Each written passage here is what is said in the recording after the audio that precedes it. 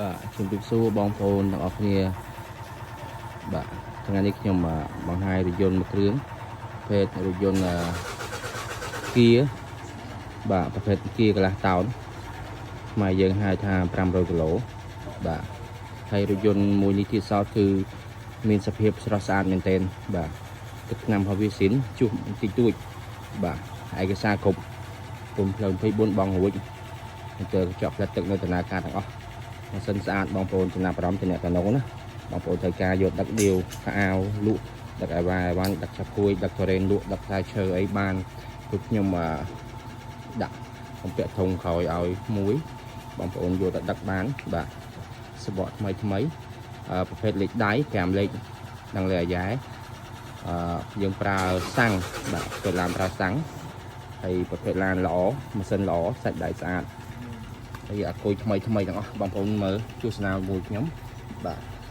ហើយប្រវត្តិឡានពីដើមគឺនៅតាមស្ថានភាពដឹកអីបានកៅពូជខ្នើយស្រាលទេបាទអត់មានគុកវើនទេអញ្ចឹងទេសម្រាប់បងប្អូនដែលជាម្ចាស់បន្តនៃរថយន្តមួយគ្រឿងនេះអាចយកទៅប្រកបមុខរបរជីវកម្មរកស៊ីបានបាទ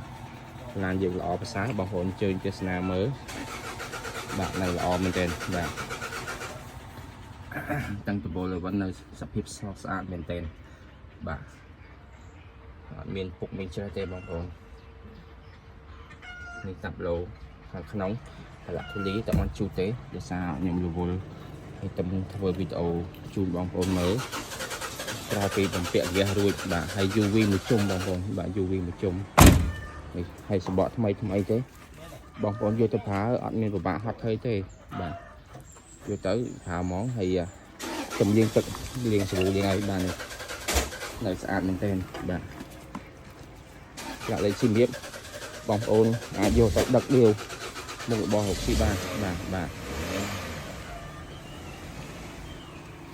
មានអីដោះដូរបានតម្លៃបងប្អូនតម្លៃឡានមួយគ្រឿងនេះ2800បាទលេខដៃជាគូឆ្វេងខ្ញុំជំរាបបងប្អូនបាទហើយធុងខ្ញុំហ្វ្រីឲ្យបាទឯកសារគ្រប់ធុងហ្វ្រីឲ្យ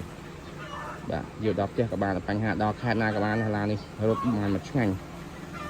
ស៊ីស្អាតបងប្អូនស្អាតមែនទេបាទបងប្អូនមើលគេហៅប្រភេទឡាន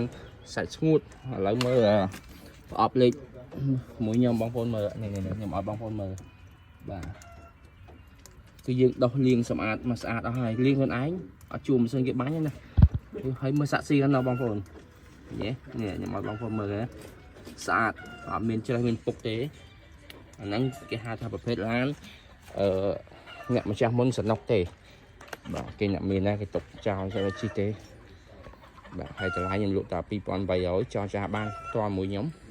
យើងចំណេញបានដបូលបាទដបូលក្រោយមួយ